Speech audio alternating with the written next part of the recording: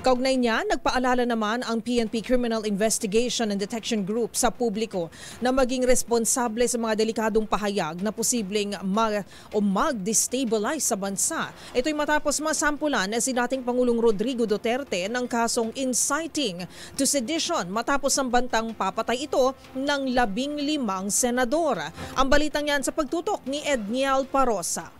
Umapela ang Criminal Investigation and Detection Group sa publiko na iwasan ang espekulasyong maaring magdulot ng pagkakawatak-watak kasunod ng isinampang reklamo laban kay dating Pangulong Rodrigo Duterte.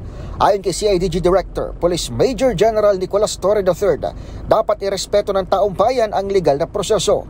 Ginawa ni Torre ang paghimok matapos maghain ng inciting to sedition at unlawful utterances complaint laban sa pahayag ng dating presidente na papatay umano ng 15 senador.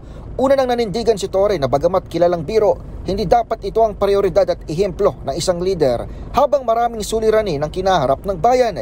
Hinihimok din kasi umano ng kill remark na ito ang tinawag na unlawful actions laban sa mga incumbent senator ng bansa.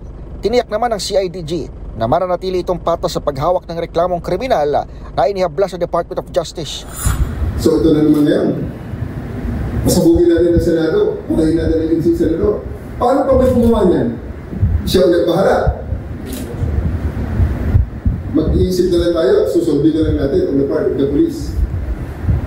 Sa hiwalay na panayam ng DZRH, nakiusap ang Commission on Elections na iwasan ang naturang mga statement sa panahon ng halalan. Ay, napakahirap naman kapag ka naliligaw tapos binabantaan mong papatayin yung mga magulang na nililigawan mo. Parang medyo parang paano mo naman bibigyan ng tamang pagtingin yung mga ganyan. Pero again, sana po yung mga remarks ng mga kung ano-ano ay maiwasan po natin. Sapagkat alam niyo po, after this election, we are a democracy, we are a nation, and therefore our lives will have to continue sa nakararaming 120 million ng mga Pilipino. Para sa MBC TV Network News, ito si Edniel Parosa ng DZRH. Una sa Pilipinas, una sa Pilipino.